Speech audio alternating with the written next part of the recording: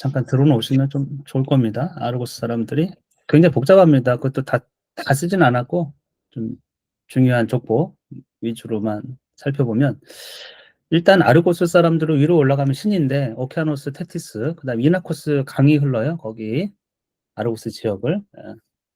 그래서 옛날 사람들이 자기 지역에 대해서 강이 굉장히 중요했을 거고 거기 주변으로 이제 도시가 형성됐겠죠.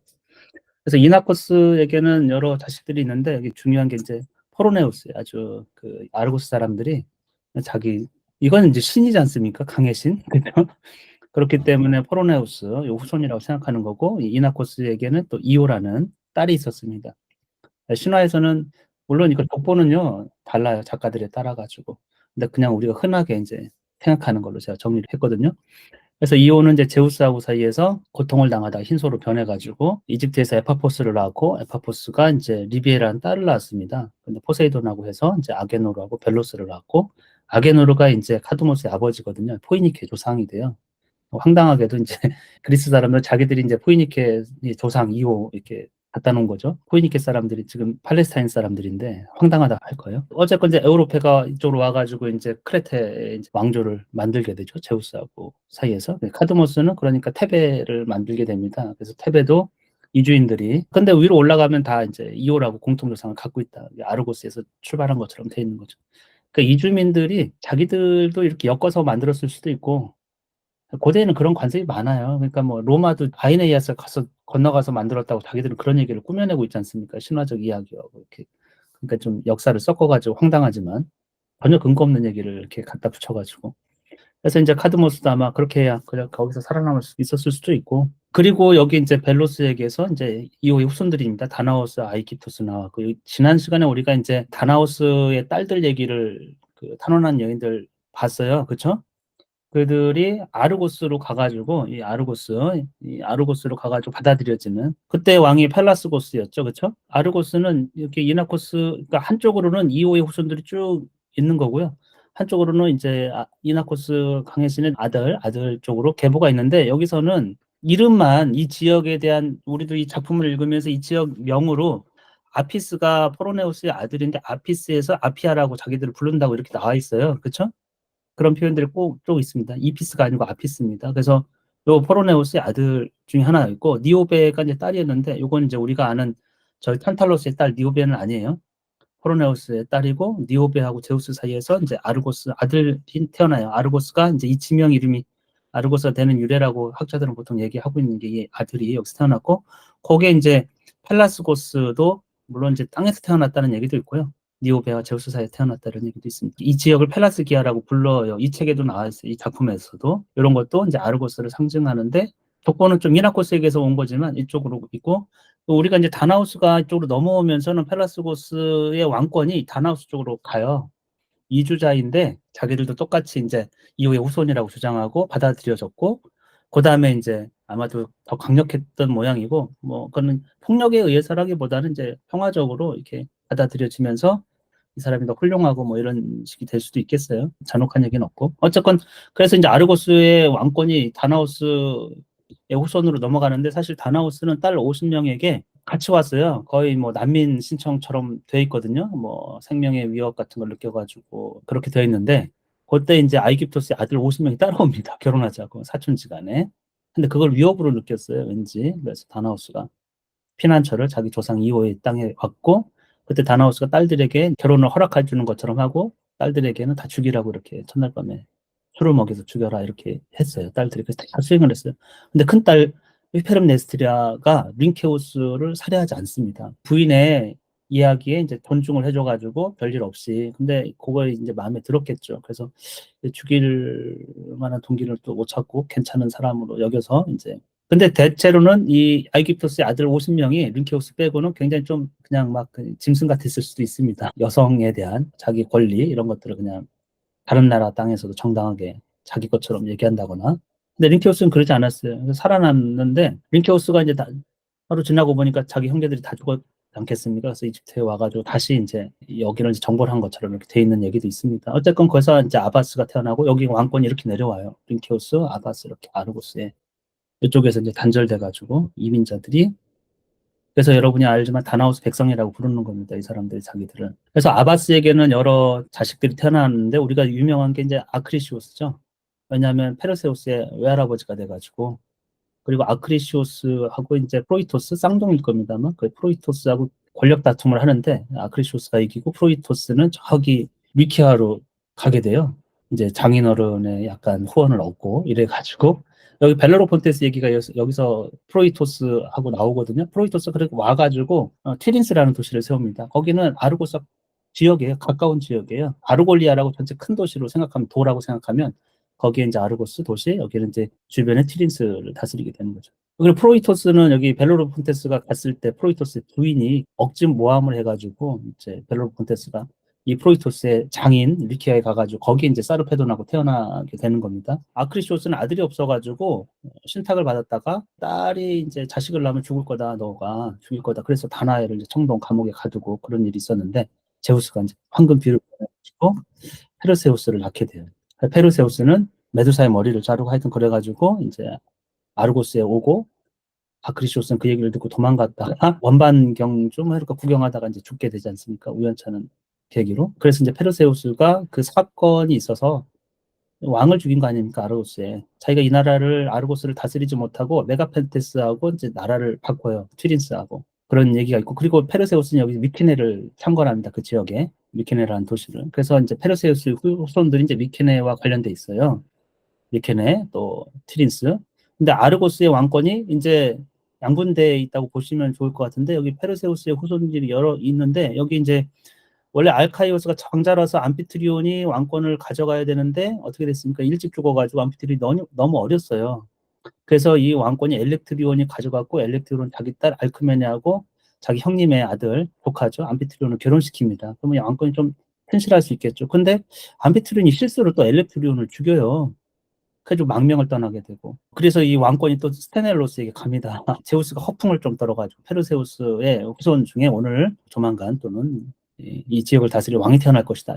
헤라가 보장을 하게 해가지고 헤라가 이제 엘레이테이아 출산의 여신 데리고 와가지고 스테넬로스의 자식을 먼저 낳게 만들어버렸어요. 그래서 에우리스테우스가 좀 칠삭둥이 모자란 왕이 태어나고 알크메네에게 암피트리온의 모습을 하고 가가지고 이제 헤라클레스를 낳은 거거든요. 그래서 헤라클레스는 고통을 12가지 과업을 당하고 고통을 당하게 요 밑에서. 그러니까 왕권은 이쪽으로 넘어가지 않습니다. 헤라클레스 쪽에. 그러니까 헤라클레스의 후손들이 나중에 스파르타라든지 펠로폰네소스 여기를 이제 또 차지하게 되거든요. 그리고 이제 에우리스테우스도 별로 좋지 않게 다 이제 자손 없이 죽게 됩니다. 그래서 이 왕권이 사실은 분할이 좀 돼. 아르고스가 워낙에 좀 넓기 때문에. 그래서 여기 메가펜테우스, 안락사로스 이렇게 해가지고 여러분 여기 이 장면에서 이피스가 나옵니다. 이피스라는 인물이 에오아드네의 그 아버지. 에오아드네는 카파네우스의 부인인데 카파네우스가 죽었다는 소식을 듣고 이제 아주 비극적인 인물로 화장터에 자기 몸을 던져가지고 자살을 하지 않습니까? 이피스도 늙음악하게 이제 고통을 당하는 비극의 주인공이 되는데, 그러니까 이쪽도 어떻게 보면 왕권 집안인데 이 아드라스토스 시대에 통합이 돼요. 아드라스토스가 굉장히 능력이 좀 출중했던 모양이에요. 그래서 이거를 좀 안정화시키거든요. 어쨌건 이쪽에서는 이제 왕권이 페르세우스의 후손 쪽에서는 헤라클레스가 그렇게 되면서 끊어졌고 여기서 이제 세 그룹이 있는데 여기서 이제 아드라스토스가 아르고스 지역을 통합을 하는 여기 이제 아바스에게서는 아까 이제 프로이토스도 있고 여기는 딸입니다. 이도메네 아민타운하고 결혼해가지고 멜람푸스하고 비아스 요것도 전에 이야기가 나왔어요. 멜람푸스 비아스는 왜냐하면 페로라는 부인 때문에 넬레우스의 딸이거든요. 우리가 네스토르 이제 누이가 되죠. 하여튼 소를 가져와라 이렇게 해가지고 예언자예요. 그래서 다 그래서 동생의 문제를 자기가 멜람푸스가 푸는 뭐 그런 비아스가 뭐 형이라고도 하고 하여튼 신화에서는 그런데 그런 얘기가 전에 한번 있었죠. 그러니까 이런 인물들은 계속 신화에서 이야기가 나오는 인물들이에요. 그래서 멜람푸스의 후손이 쭉 오이클레스의 아들, 오이클레스라는 말도 자꾸 나옵니다. 여기서 오이클레스의 아들 암피아라우스가 나와요. 예언자 집안입니다. 여기가 암피아라우스가 이 전쟁 테바의 전쟁을 가지 말라고 아드라소스 제외건 다 죽는다 이렇게 얘기했기 때문에 근데 부인이 에리필레가 폴리네이케스에게 뇌물을 먹고서 남편을 이제 전쟁터로 몰죠. 가라고. 근데 이것도 사연이 있어요. 원래 아드라스토스가 자기 누이예요. 이게 여기 에리필레가 이제 탈라우스의 아드라스토스의 누이입니다. 누이를 이 암피아라우스에게 그러니까 사실 다 친족 관계 아르고스 지역에 주면서 통제를 하려고 했던 거예요. 왕권을 좀 강화하는 차원에서 보면은 암피아라우스에게 어떤 조건을 걸었냐면 부인의 의견을 따르라. 충돌될 경우에 그러니까 사실 자기가 정치적 권력을 이용해 가지고 약간 인제 견제를 많이 한 거죠. 그렇게 해 가지고 인제 이게 아드라스토스가 전쟁할 때 에리필레의 이야기에 따라서 암피아로스는 자기 뜻과 상관없이 그 결혼 조건에 걸려 가지고 전쟁에 참여한 거예요. 자기가 운명도 알고 다 그러는데도 불구하고. 그래서 나중에 암페아로스는 자기 아들 알크마이온에게 어머니를 죽이라고 이렇게 유언을 내리고, 그래서 알크마이온은 어머니를 또 죽입니다. 여기서도 보면은. 그러니까 암피아라우스는 근데 의로운 인물로 계속 나와요. 전쟁하지 말자는 식으로 하고 하지 말아야 되는데도 참전하는 겁니다. 자기가 운명을 알고 옳지 않은데도 그 얽혀 가지고 참전하지 않을 수 없고 죽지 않을 수 없는 그런 인물이었죠. 아이스킬로스의 테바이를 공격하는가 일곱 장수들 얘기 있었지 않습니까? 거기에 나왔던 인물이 다시 여기에 나오는데, 여기 다 인물들이 히포노우스, 파르테노, 파이오스, 메키스테우스, 히포메돈, 암페아오로스, 다 어디냐면 아르고스의 귀족이고 아드라스토스의 형제들이에요. 카파네우스는 여기 보면은 이제 히포노우스의, 물론 족보가 이렇게 클리어하게 정리되진 않아요. 여러 가지 이설이 있기 때문에. 카파네우스도 어쨌건 아드라스토스하고 친족 관계이고, 이 책에서는 카파네우스가 굉장히 뭐 겸손하고 이런 사람으로 묘사돼 있어요. 그 전에는 가장 뭐라 할까 신을 경멸하고 그런 인물 중에 하나여가지고 제우스에게 벼락 맞아 죽었는데, 단테 신곡에도 나옵니다. 카파네우스가. 근데 여기 이 책에서는 이제 아드라스토스의 입을 통해 가지고 참전한 일곱 장수들이, 자기 빼고 일곱 장수들이 굉장히 경건하고 괜찮은 사람으로, 그러니까 자기 변이죠. 적국인 테바이에서 보면은 테바이 전령이 이렇게 어떤 장수가 나와서 하는데 보면은 막 문양과 방패 문양과 이게 교만한 자들로 되어 있거든요. 그러니까 적국에서 보면은 완전 교만한 자들이고, 아드라토스 입장에서 보면 괜찮은 사람들이. 그래서 카파네우스도 그런 인물로 묘사되어 있습니다. 그래서 여기서 이제 스테네로스가 나오거든요. 그런데 왕권도 보면 이 스테네로스가 보면은 오히려 더 왕족인데, 아드라토스는 딸 둘이 있었는데 딸 둘을 이상하게 여기서 이제 이상하게 결혼시켰다고 나옵니다. 이방인에게. 그러니까 티데우스는 이제 디오메데스의 아버지인데, 티데우스 그는 살인을 일으켜가지고 여기로 이제 정화받으러 왔고, 폴리네이케스도 테베에서 쫓겨났죠. 사실 형제간의 권력 다툼에서. 그래서 여기서 이 집에서 아드라소스 마당에서 싸웠어요. 둘이서 번개치는 날. 그래가지고 아드라소스가 딱 나와서 보니까 하나는 이제 멧돼지와 사자의 문양을 하고 막 싸우는 것도 그렇게 비슷해가지고 친탁을 그렇게 받았거든요. 자기 딸을 이방의 남자들에게 시집을 보내는. 근데 그게 관습에 조금 어긋난 것 같아요. 여기는 자식이 하나 있는 걸로 되어 있는데, 사실은 뭐 대부분에서는 이제 죽거나 없고 이렇게 돼가지고 디오메데스가 왕권을 차지합니다. 스테넬로스가 가져도 아무 문제가 없을 것 같다는 생각이 좀 들지 않습니까? 여기는 다 죽었습니다.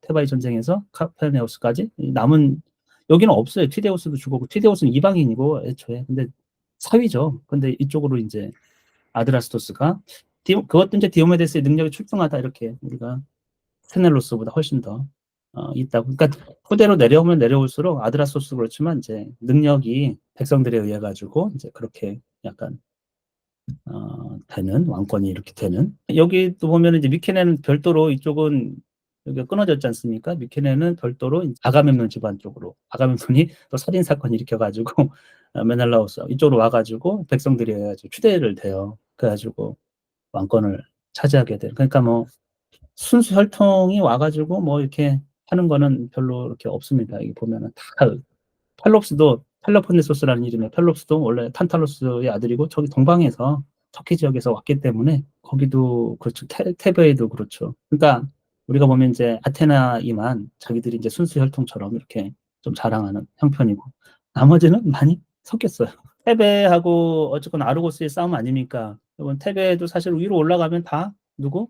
이오의 후손이기 때문에 다나오스의 후손이고, 이쪽은 이제 카드모스잖아요. 카드모스가 테베를 창건했기 때문에 공통 조상으로 올라가면 이제 리비에예요. 이호까지 안 올라가도. 그러니까 어떻게 멀리 보면은 친족 관계죠, 사실은. 같은 민족이라고 볼 수 있는. 근데 서로 전쟁하고 막 이런, 전사자를 장례 치러주지 않겠다. 전사자 장례와 관련해서도 오이디푸스라든지 뭐 계속 나오지 않습니까? 이스메네어하고 뭐 이렇게 안티고네 얘기에서도 계속 나왔던 주제들이, 그러니까 이방, 또 전사자 장례, 그다음에 테바이 전쟁, 그러니까 계속 중첩돼서 이야기가 계속 나오고 있는 거죠.